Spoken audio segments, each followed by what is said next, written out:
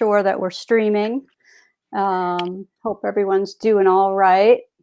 We have vamping, like Cher. V-A-M-P. Remember that, Amy? Lockdown day 732. This is always the fun part, waiting to make Yeah. sure you're live, waiting for the stream. It's always awkward. Yeah. Did you see that great meme that was like, 2020 is weird. February had 29 days. March had 732 days. And April had 16 years. Yeah, that's what it feels like for sure. So bizarre. All right. All right. I think we're live. Let's see. Let me check our feed here. See if we're there. I don't see it yet. No, not yet. Oh, Bit of a delay. Lisa Barbosa is asking if she's locked out. Oh, locked out. I don't know what that means. I don't know why she would be locked out. I'm not sure. I don't know who Lisa is. Oh, Lisa is our sister. Our sister and biggest fan. Yeah. Big supporter of our. Oh, there we go. There we go. Live now. We're live. All right. It says this content isn't available right now, though. No, that was the announcement earlier. That was the announcement earlier. The group is not posting photos for some reason. But anyway, that's neither here nor there now that we're live. Okay, so we are live. Hi, everyone. Yep. Welcome to another Passionistas Facebook Live chat.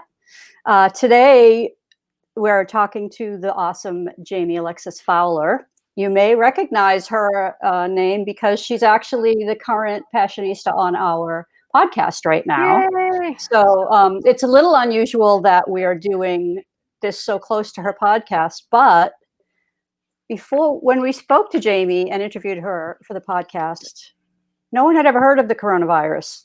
It was a different world. We spoke to her. Weird, right? We spoke to her back in February, I think, where, there was a little bit of noise about something going on in China. But we spoke to her about her company Empower Work and how she helps people.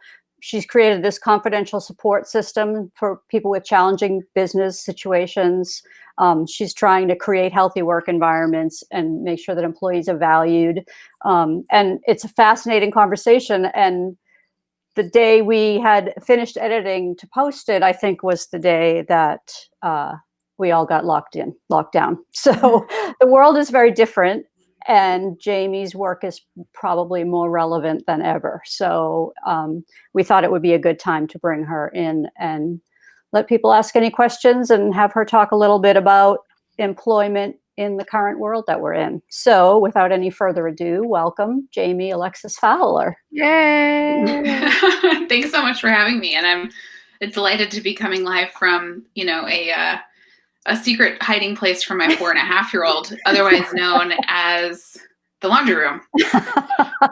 It's great what people are turning into production studios these days. Yes.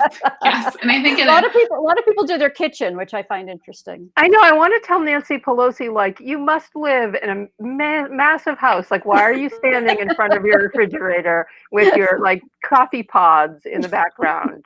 There's got to be a better place. Yeah.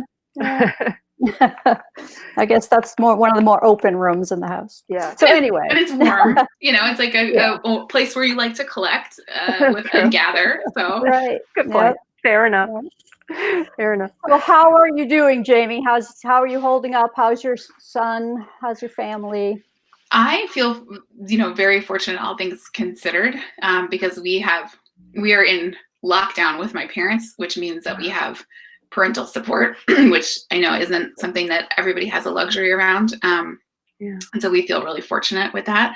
And I think in particular, I feel fortunate because we have a very empathetic and connective kid who is very social. And so he just loves to spend time with people.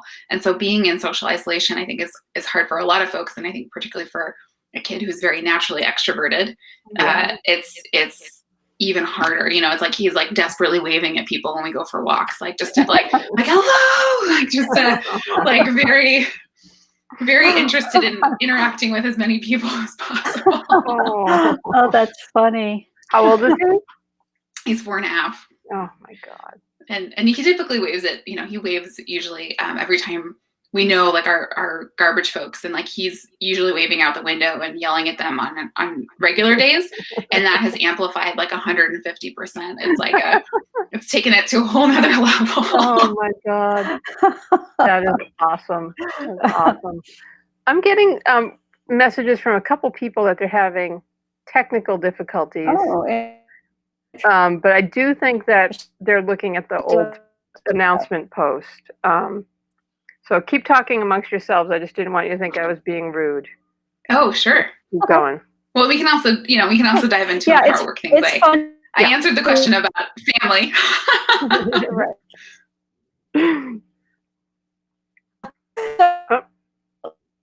Are you guys there? Or are we frozen? There we go. Okay, Nancy, you're getting frozen. There we go. You were frozen, Nan. You want to ask that again? I'm here. Yep. Jamie, what are you most passionate about? I can hear you. Can Jamie At the current moment, yes, I can. Okay. No worries. At the current moment, I'm most passionate about really creating the grace and space for one another amidst everything that's going on. And I think that starts, first with like loved ones, family, just making sure we're all okay, health-wise, emotionally. There are so many different ways going on. And then, thinking about the space for others, and particularly with Empower Work, we're seeing such a huge need right now, understandably in a lot of different facets, both because folks are losing their jobs and also because folks are in jobs and are starting to feel constraints around and concern around the larger economy. And so we've seen over the last couple of weeks things shift where, it started as, hey, I'm kind of worried about this thing, or I'm worried about losing my job, or I'm being asked to come into work even though there's a shelter in place that's happening, and or my boss doesn't believe that coronavirus is real. Conflicts in values. I'm a caretaker for kids and my parents, and my boss is asking me to come to work, and I'm worried I'm going to bring it home to my immunocompromised parents. So a lot of different issues. And so in terms of what I'm passionate about, is reaching as many people as possible who are struggling right now and making sure they have the support that they need. So explain to everybody what Empower Work is and how it works. So we're a national nonprofit, and we provide immediate confidential support over text. So anyone can connect in, with their phones and talk with a trained peer counselor around something that they're worried about. Maybe they're nervous about getting fired, or they've had a concerning performance review, or they're feeling really anxious because of a situation with a coworker, or they're, trying to work from home in their basement while also caretaking. There are a lot of different things that can feel really stressful for folks, and we want to make sure that people have the support that they need. And what that could include, for instance, is the volunteer talking through with them, hey, what's going on? Understanding what's at stake, understanding what's really on the line for somebody, and then exploring paths to take a next step that works for them. And that's going to be different for every person, but that might be having conversation with a manager. It might be structuring work differently. It might be, addressing a performance concern that was raised in a review. It might be working with other coworkers to say, hey, we don't feel valued, and we want to stand up for our worth and take action in some way. So it's different. It varies, and that's why it's a personalized service. So it's always about you and the person who's experiencing that first and foremost. Yeah. So talk about why you started the company in the first place, and how it's sort of evolved. Sure. So I started it I started researching the idea of it about 3 years ago, when I was providing a lot of support for folks, just whisper network style, in different ways. And after one particular conversation, I thought, there's got to be a better way. And as I started looking into different needs, what really struck me is that about 40 million Americans lack a trusted place to turn. And so that can mean anything from not having any HR at all. And we see conversations like that regularly, where someone says, X, Y, or Z happened, and we don't even have somebody I can ask about this in my workplace, because maybe they work in a 5-person company, or a family-owned business where the owner is HR. And when you look at sort of the range of things that people face and then the lack of resources available, it adds up and it has really significant toll, both emotionally and economically. And so we address the emotions and really the mental health and well-being of the situation and the economic. We know that when folks have a place to turn, it can really change the trajectory for your job, your career growth, and what that looks like going forward. So it started as this question, what do people need? And now, nearly 3 years later, and particularly with COVID, it's how do we continue to adjust and respond to the current situation and meet people where they are? And that's really interesting because, like Nancy said in the beginning, for those people who are just tuning in, because some people are having technical problems, we first talked to Jamie before the whole coronavirus thing started, and the concerns that people had then were so different, or I guess in some respects, than the concerns they have now. And you train, it's all peer volunteers, right? That's so right. how are your trainees adjusting what they've been taught and applying it to what people are going through now? It's a great question. Fortunately, our training is really geared in deep listening, acknowledgement, really focusing on the person, not the situation. So for example, someone can say, my boss doesn't believe that coronavirus is real. And if you listen to the situation, you would think like, oh man, what's going on with that boss? How do you make that boss understand, what's going on with coronavirus? When you listen to the person, it may be what's at stake for this person. They may be worried about the health of their family. They may be worried about their own health. They may be immunocompromised. They may feel like it's a larger issue of distrust with their manager. And so when we listen to the situation, it gets really easy to problem solve, to say like, oh, we're going to fix this thing together. When you listen to the person, you get it, really the core and the deeper issue that's going on. So our training hasn't changed because we're still focused deeply on listening to the person, what's at stake for them.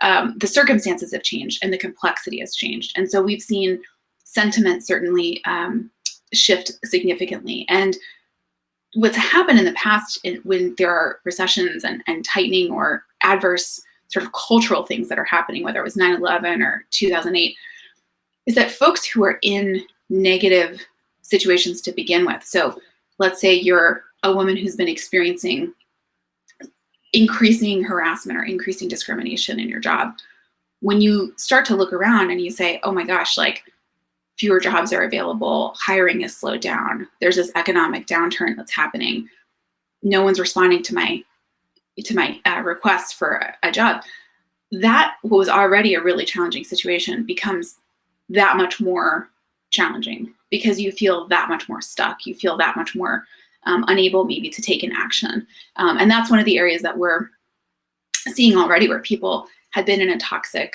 let's say, situation with a boss, had already been looking for a job in January and February, hadn't seen a lot of results from that. And now they're kind of going, oh my gosh, what do I do now? Because I can't deal with the situation that I'm experiencing, or I don't want to, it's fundamentally not okay with me. And at the same time, I need a job and I need to get paid. And so I can't leave maybe what I'm experiencing in the way that I would like to. And that's really hard. So what is your advice to someone who's in that situation? It would really be to take a step back and work through with that person what they need. So in the current situation, that might be exploring for them, what are those financial needs, and looking at, now that some of the unemployment options have shifted, are there ways that could meet some of their needs? Are there other avenues that might be open? It's less from a directive, hey, here's our advice, and more, let's talk through options that may be possible. And it's difficult when you're in a heightened emotional state. I mean, we all operate this way.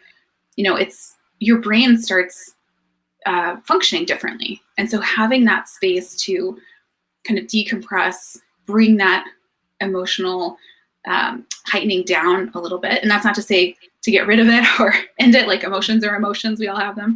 But to really create that space, it's amazing to see sometimes what happens in terms of unlocking possibility. So suddenly someone might think, I didn't remember that cousin who lives, over here, who actually just posted this digital opportunity that I didn't even think about. And I would never have taken that job before, but like, oh yeah, maybe that's changed. It's amazing what people come up with. And that's what we want to see, is what's empowering to them, is what's meaningful, what's attuned to their needs. So that's what we pay attention to. By the way, my eye is running in relation to this laundry, so I apologize. That's okay. If you need a moment, take a moment. I get emotional. I get emotional about this work, but it usually comes out of both eyes. But when I have allergies, it just comes out of my right. So you got me all teary-eyed during our interview with you, so I get it. I feel emotion. Yeah, Aileen posted that she works in a company of 50-ish people, and they don't have an HR person, and it drives her bonkers. And it's like, how is that impossible in the modern world, to have a company of that size and not have someone to support people? That doesn't even make sense to me. Yeah, and unfortunately, it's pretty typical. And typically, a lot of times it's like, well, the person who's handling accounting or the CFO is like also and typically it's like the legal implications for HR, not the human. Right. Let's think about support structures and development aspects of HR. Seems like there should be a law that a company of a certain size, and I'm sure that's something you've thought of a million times, because we know you want to have an even bigger impact than on the individual. But it does seem like there should be a law, like if a company has X number of employees, there has to be a human resource department. I mean, I think there's a lot of room in our current policy and legal structure for improvement. And we're seeing some of that's unfolded with coronavirus, where it's things that suddenly seem so difficult, like paid leave, like, oh my gosh, how, no, we can't have paid leave, or, this can't be done. And it's like, suddenly, oh, no, actually we could have paid leave for everybody, and it's like, yeah, that's something that could change right. much sooner. And we see this a lot with folks who are in situations where there was a woman who reached out actually because of COVID. It brought to mind what she had experienced about a year ago, and she reached back out and shared where she is, kind of her update, and how meaningful the conversation had been. And she was experiencing a combination of harassment and discrimination, and she had a conversation with Empower Work, figured out her first step, and that was to let 2 colleagues know some of what was going on. And the driving question for her was, the volunteer had asked her, what would it take to help you feel whole? And she held that question with her through what turned out to be about an 8 to 10 month process of connecting with an attorney, like reporting to HR, walking through all these different steps. And ultimately, at the end of the day, even with incredible resources that she had through a therapist and an attorney and a larger support network, she said what really surprised her was that her situation didn't have a legal outcome. There was not a legal path. And I think when we think about changing laws, to your question of like, what are the things that need to shift? We see so often that what folks are experiencing is profoundly unfair, and yet so little of it is legally protected. And that feels incredibly disempowering to folks who say, what do you mean? Like, my company isn't required to have HR, or what do you mean, my company isn't allowed to give me updates on a reporting process? Or not that they're not allowed, that they're not doing that. So we see so many different creative and thoughtful ways that through what people are experiencing, we could see better outcomes. Right. So I'm excited in some ways that, we can surface some of that in the future. Yeah, it seems like there's an opportunity for good change on so many levels from all of this.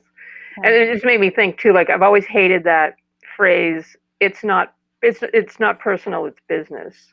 And it's like, okay, I get that. Like, you're doing a contract negotiation for a deal.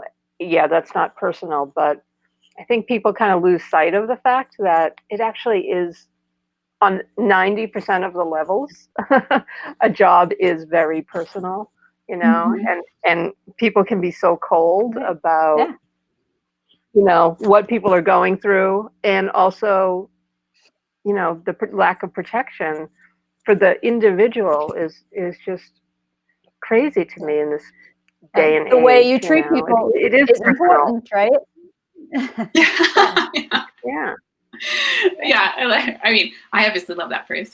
And I think too that the sense of the sense of I think too that like the law is the only option. I mean, I think part of what's broken is that we've missed the humanness, to your point, of like being at work is deeply human. You know, we're all bringing our whole selves to work at any point. We're all navigating, you know, especially in the current situation, we're navigating concern about our family's health. We might be concerned about a family member who's lost a job. We might have a partner who's lost a job. You know, there are so many complexities, and to not build structures that acknowledge and appreciate that. Those structures could be a lot of different things. They don't have to be just policies and laws. They can be practices within a company. It's really surprising to me how many companies we see that don't provide those kind of human-centered support structures. Yeah. And as a side note, Aileen is saying like our company is good. It's a decent company to work for. It's just a minor issue, you know. So it's, you know, people are fortunate to have jobs that they like, but it doesn't mean that they're perfect, you know. There's always issues. Yeah. So just a reminder to everyone who's listening, watching, just if you have any questions for Jamie, just post them in the comments and we'll answer questions. And or if you have any other topics you want to bring up. Sorry, Amy, what were you going to say? No. That I actually was going to say that. So that was great minds. So we're twins separated by 5 years. Yeah. So Jamie, how can people kind of create grace and space, as you call it, for themselves during this moment in time? Yeah, I mean, that's a question I've been grappling with for myself. You know, part of it is I kind of go back to like what's most important for me. And so creating grace and space for myself is, I know having dedicated time with my son and with my partner every day is really important for me. It's grounding, it's restorative. And so building that into my day. And I think with the current craziness of trying to work from home and parent and all that kind of stuff, it gets complicated because you're trying to like do lunch and work at the same time or these different things. And so at least for me, I've tried to really be intentional about structuring that time when it's like computers are totally closed, phones are not available, we're really focused together, because I know that that's really important for me. So I would say in terms of how other people may be thinking about grace and space, it's if you're noticing your own emotions rising in response to certain situations, taking a step back and saying, what is this telling me right now? You know, like, is this telling me turn my phone alerts off of news? Is this telling me, you know, really listening in, because we can't help other people. We can't support and create space for others if we don't put our own oxygen masks on first. And so I think having that grace and space for ourselves creates grace and space for other people too. And what does that for each of us is going to be a little bit different. You know, for me, it was having a peanut butter and jelly sandwich before this conversation. My you screwed up her lunch, her structured lunch. No, it was just totally fine. I was like, I'm gonna make sure I'm fed. That's important for me. Spend a little time with my 4.5-year-old with the PB&J. You know. Totally. Well, I think it's interesting too. Oh yeah, totally. It reminds me I have to add that to my Instacart. I'm constantly, like every 5 minutes, I'm like, oh, I need sun-dried tomatoes. And coconutter. Yeah, exactly. Oh, so good. I think what's interesting too about the grace and space thing is, I know for me, it has changed week to week. During all this. Like the first week was like, oh, this is great. Yeah, let's take 4 hours and do this today, you know? And then the second week was like, I have a ton of stuff that I need to get done. I got to do it all like this week.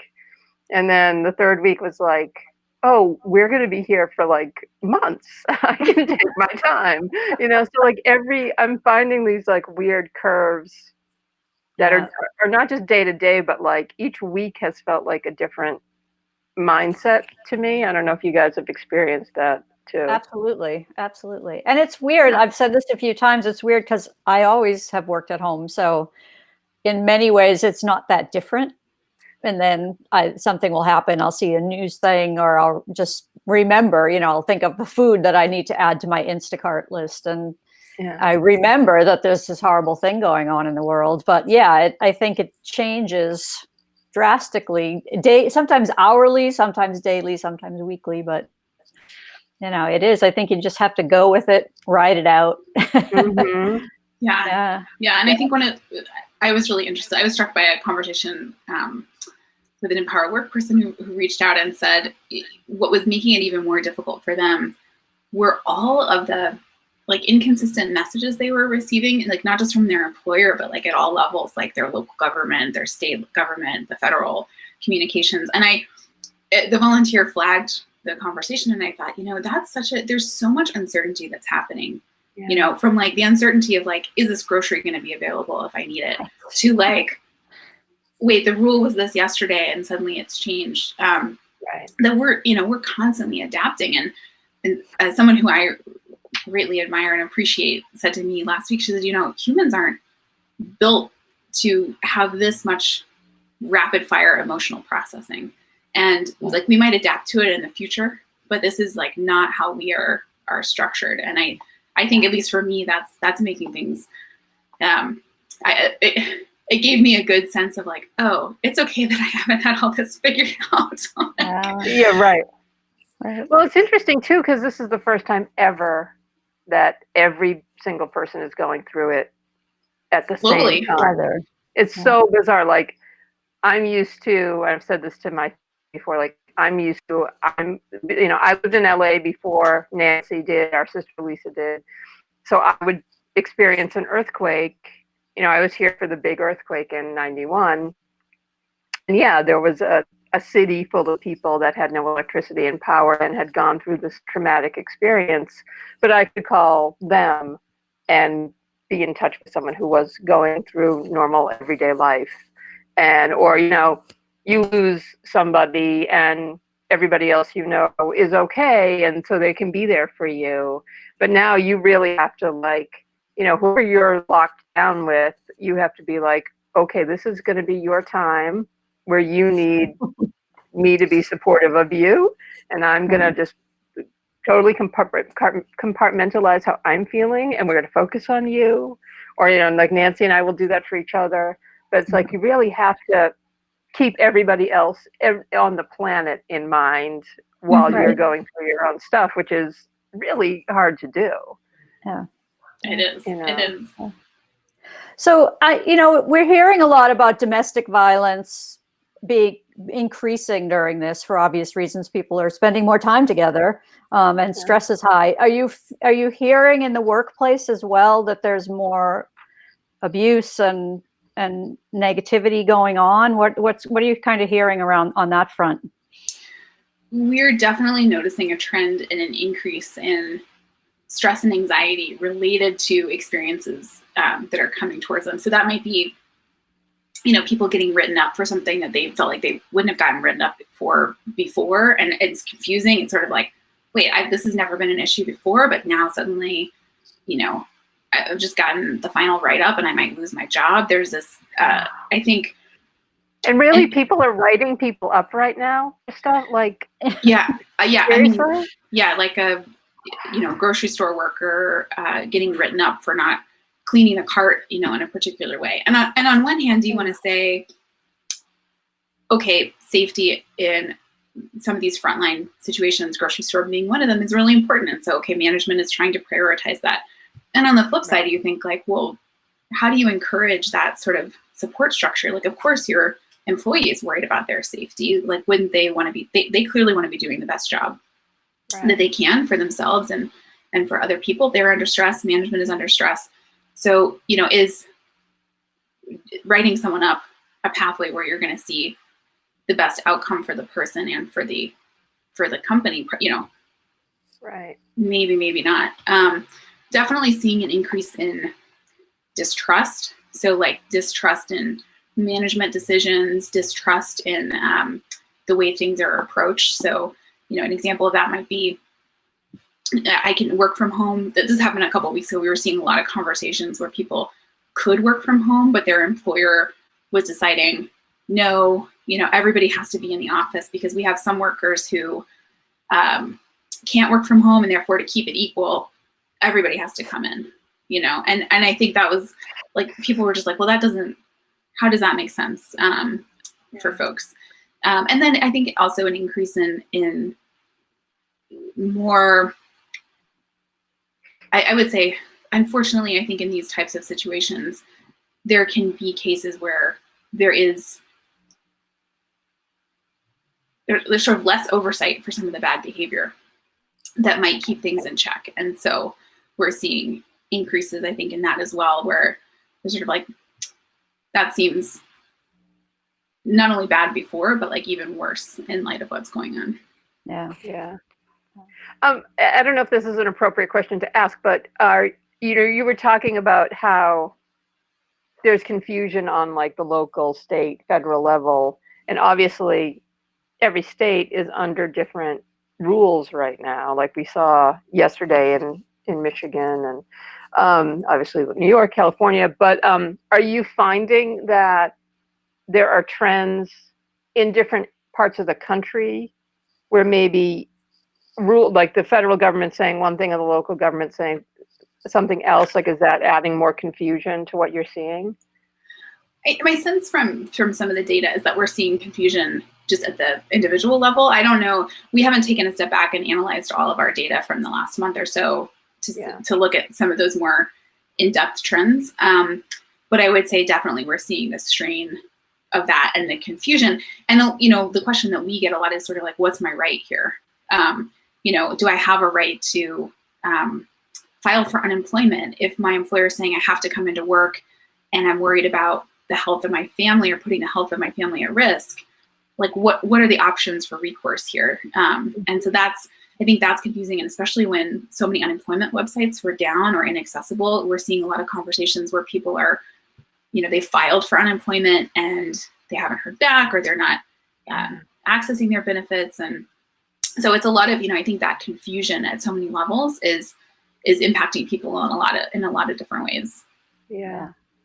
Eileen is saying her CEO struggled with that issue of whether people could work from home or not, and ultimately decided that those who could work from home should work from home to limit the exposure of everybody else. It just seems logical. It's practical, yeah. But I have to say, I'm glad I'm not managing a group of 50 people right now. Like, it must be so stressful. Yeah. Well, that's what I was just going to say was, I know your work is with employees looking for advice on dealing with their employers, but you obviously are hearing all these things from employees. So do you have any advice? Because a lot of our listeners and our followers are business owners. Do you have any advice for employers and some of the things that you're hearing repeatedly from people that maybe you could help them with? Yeah. I mean, I think the number one thing that I always come back to is centering humans at the core of any decisions, any thinking about, and that seems so simplistic, but I mean, I think it's taking into consideration what oxygen mask you need for yourself if you're the CEO, if you're the business owner, and saying, let me just be real with myself about how I'm being impacted. Like, am I under strain right now? Am I under stress? Am I worried about the fact that I haven't been able to file for PPP or, whatever those facets are?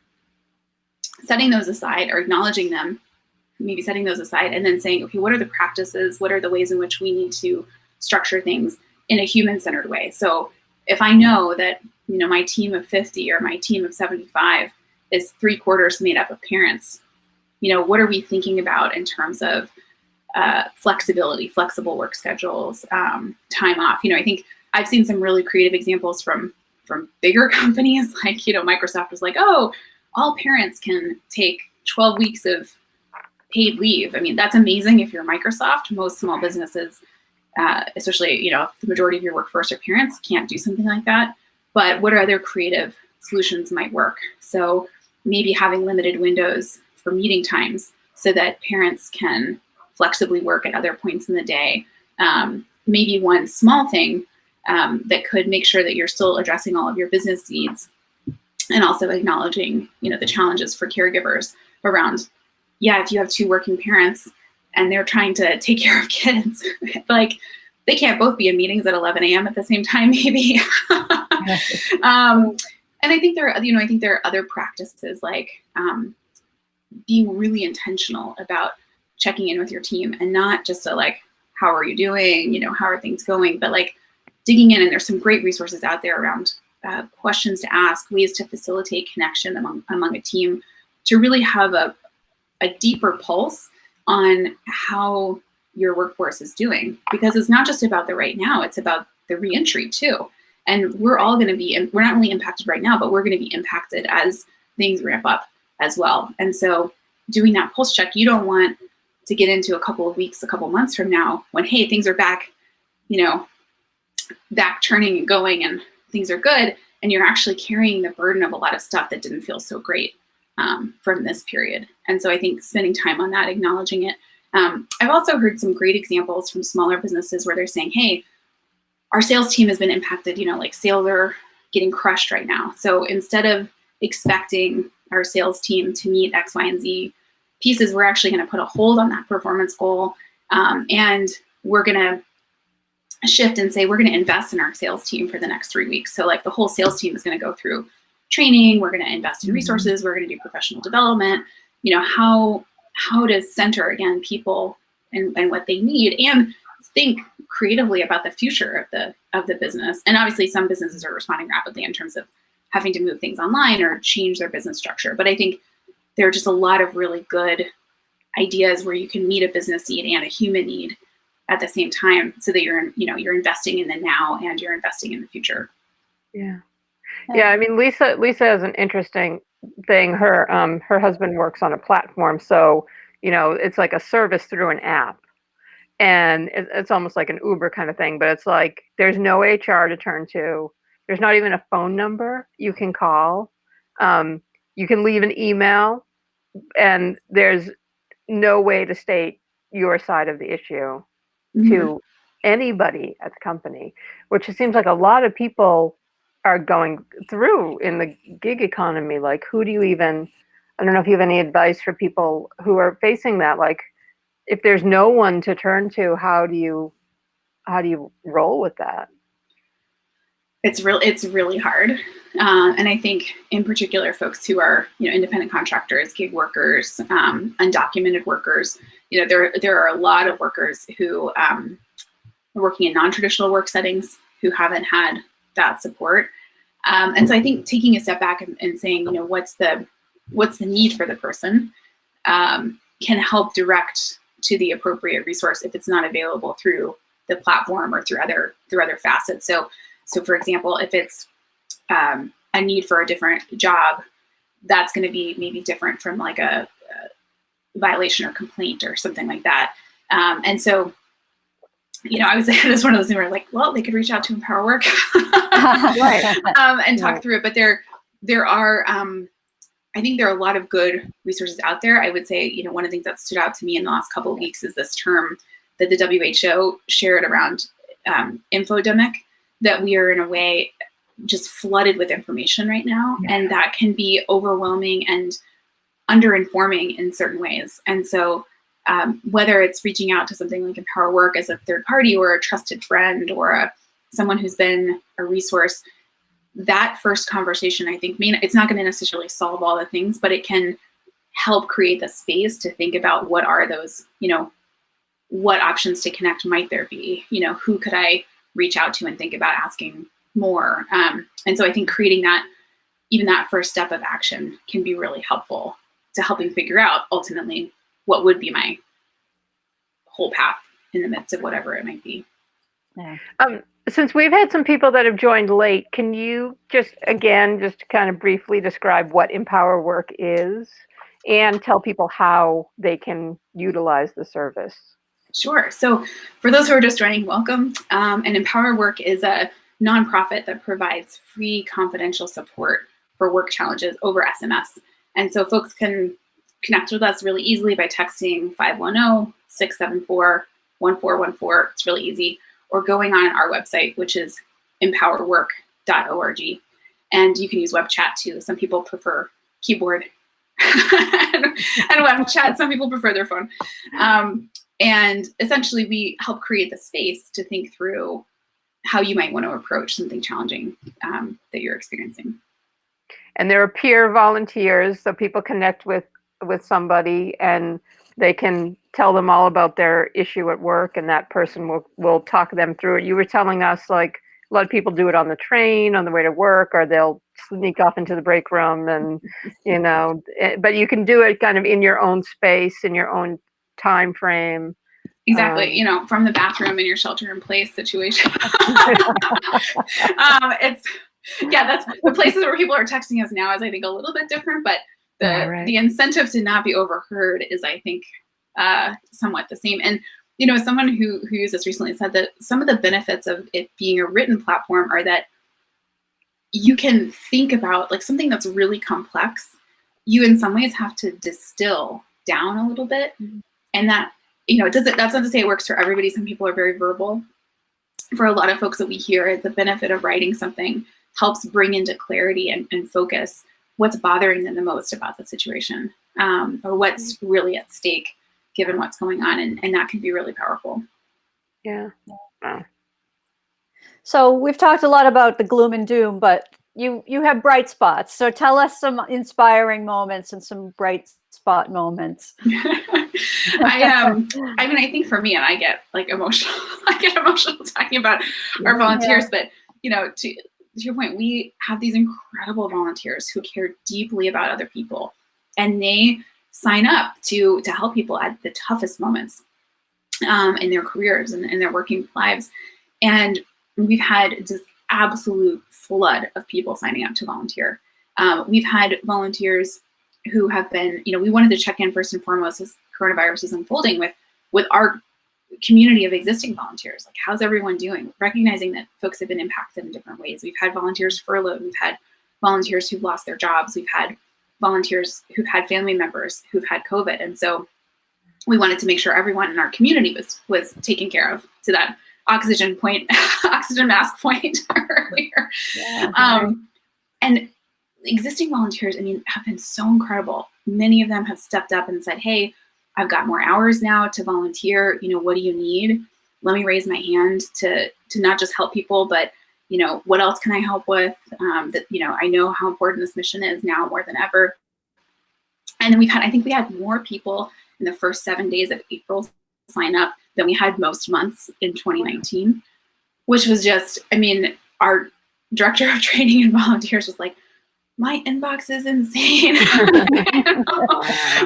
Just managing. And we have, I don't know how many volunteers we have in training right now, like hundreds and hundreds of volunteers in training, which has been amazing. And then we've had incredible partners who have reached out, who've stepped up. So we always have community partners who, our mission in particular is to reach underserved workers, folks who may be working in smaller work environments, who are less represented in their industry. And a lot of our community partners, new and existing and now new, have reached out and said, oh my gosh, we have a cohort going through a workforce development training that's graduating into a totally different economic situation. How can we make sure that we bring in, a workshop from Empower Work, the resources from Empower Work, what does that look like? So those have really been bright spots. And then we've had incredible things like we have a partnership with Verizon, and they reached out a couple of weeks ago and said, we want to donate $10 million in PSAs, public service announcements,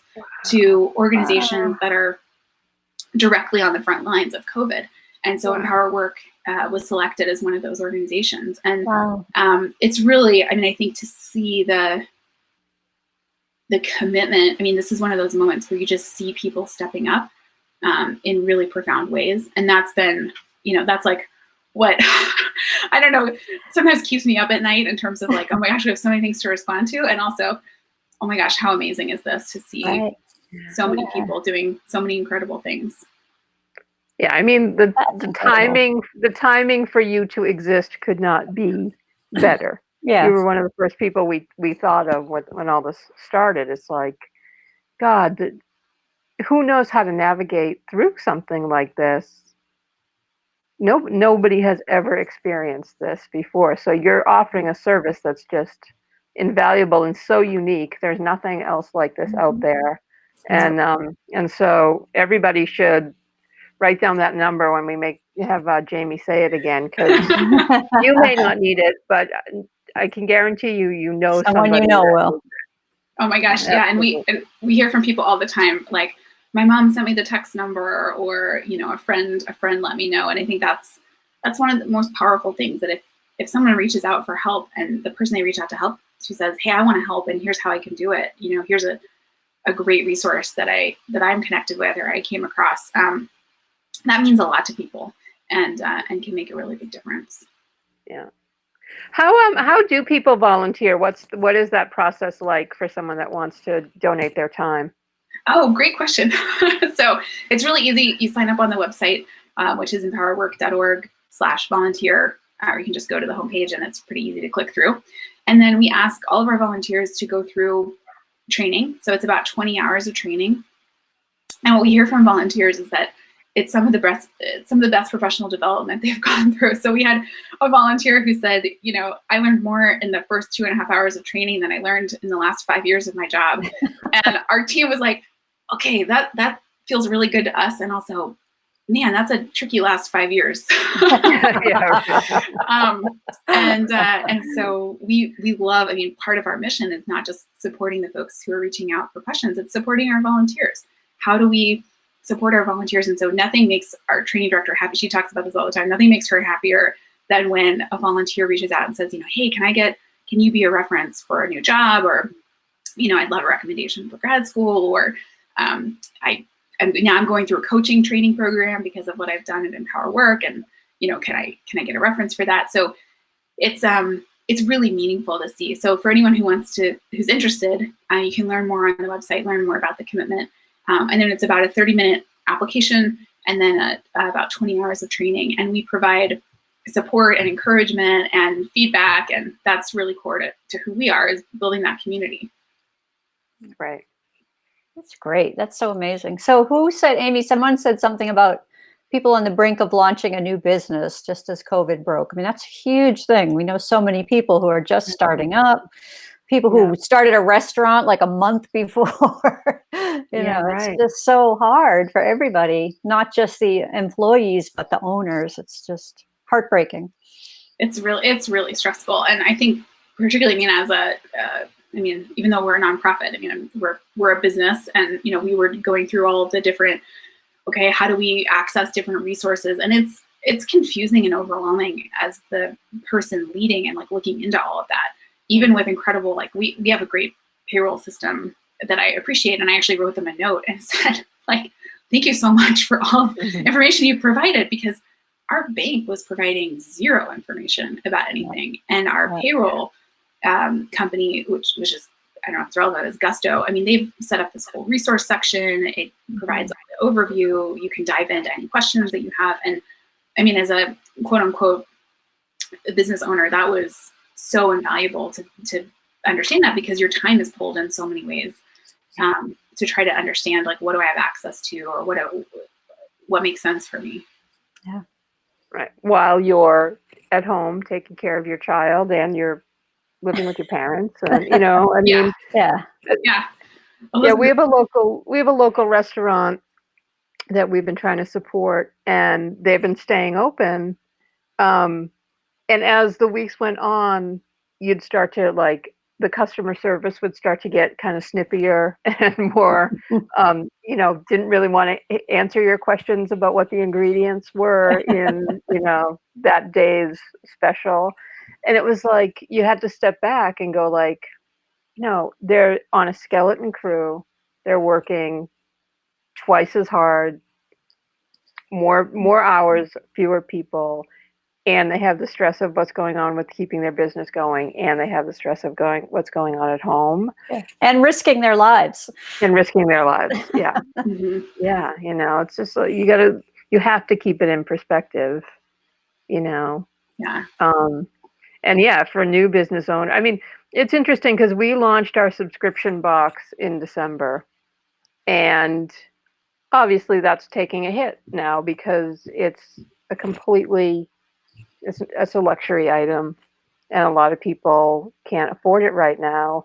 And as a new business owner in that regard, we feel fortunate because as our sales decrease, we're like, look, they weren't that huge to begin with. Like we're just building it. So if God forbid we had to go back to square one, we haven't lost that much. It's not like we had 10,000 subscribers and now we have to figure out how to bring all those 10,000 people back. So on some level, I think there's an optimistic way of looking at being a new business owner who's hit by this versus looking at someone who's been in it for 5 years and now all of a sudden they have to start from square one again. Yeah. You know, my heart goes out to those people because, you know, we'll be fine. We'll figure it out, or we'll figure out something different to do, and we'll have invested a certain amount of time, but it's not the end of the world, you know. Yeah. But yeah.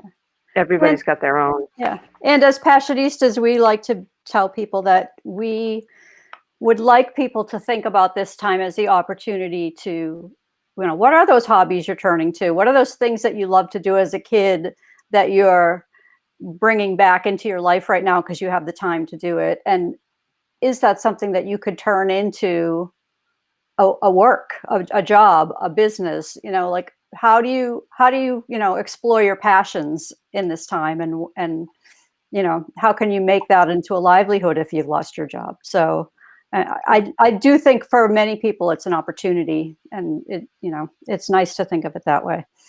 Yeah, I agree. Yeah. So if anybody has any last questions for Jamie, bring them in now because we're going to be wrapping up in a few minutes. We really appreciate everybody that's watching and listening, and this will go up, stay up on Facebook and also go up on our YouTube channel so that you can come back to it if you have any questions, or if you don't write down the number that Jamie's going to give you, which you should write down, but if you don't write it down and you lose it, any of those things, you can come back and watch it again. We're also going to post a link to Jamie's website and the phone number in the comments. So you can come back and get it there. Lisa Barbosa is saying, I had my grocery shopper in tears just for thanking her for the frontline risks she was taking. Maybe the return of relishing in how important everyone's jobs are now and moving into our new normal, human kindness, empathy, and appreciation. Love it. Totally agree with that. Yeah. You know, and tipping those people a little extra when you can, if you can. Yeah. You know. Yeah. Yeah, because on some level I was thinking about this the other day when I actually had a couple different grocery deliveries at once because I kept getting canceled, and I was like, technically I'm this person's employer right now. So what am I doing to make their hour that they're working for me and shopping for me as like stressless as possible, stress-free as possible? So now, like, whenever I see that they're shopping, I instantly just say, hey, just wanted to say thank you for doing this for us. We really appreciate it. You know, and if they, you know, can't find an item, it's like, no problem. You know, move on, not a big deal.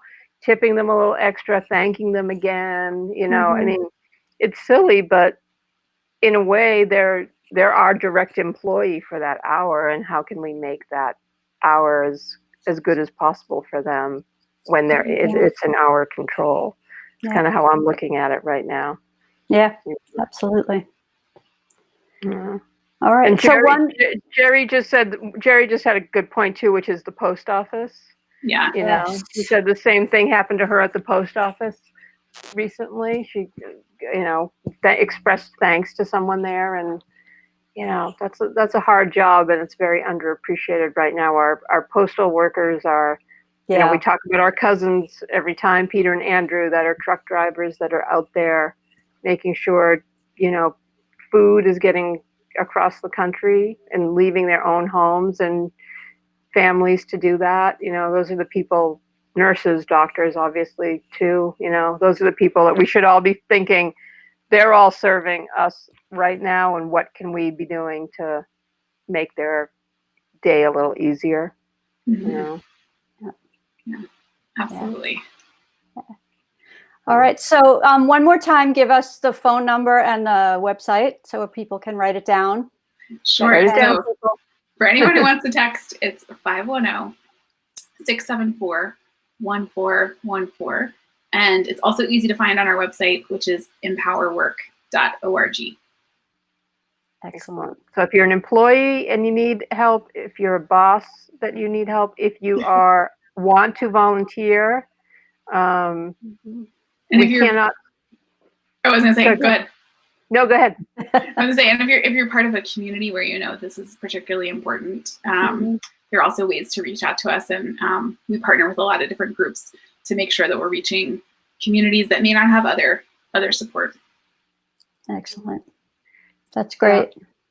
You want to wrap it up, thank Nan? you so much. Yeah, thank you so much for taking the time to talk to us today. It's so important for everyone to hear this, and we really appreciate what you're doing, and it's just so valuable. And she disappeared. That was no.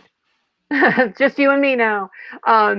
So yeah, I mean, as Nancy was saying, it's so important what Jamie's doing. We're so grateful, Jamie, that you took the time, especially at noon, that you have a schedule. Please thank your son for us to let us borrow you during his lunchtime. And you know, everybody will post again. We'll post the information about Jamie's Empowered Work in the stream so that everybody can access it if you didn't write it down. And Nan, you want to do your final sign off? yeah, and I also want to say that next Tuesday's Facebook Live is going to be with Jerry McNeese, who's the hula hoop lady. So it's going to be a little bit of fun. So everybody get ready for that, and have a great weekend. It's Thursday, right? Yeah, so there's a weekend. Yeah, what day is it? Thank you again, Jamie, and everybody. Stay home, stay healthy, stay safe, and stay passionate. Thanks, everybody. Thank you, Jamie. Stay well. Thanks, Amy. Thanks, Nancy. Bye-bye. Bye-bye. Bye.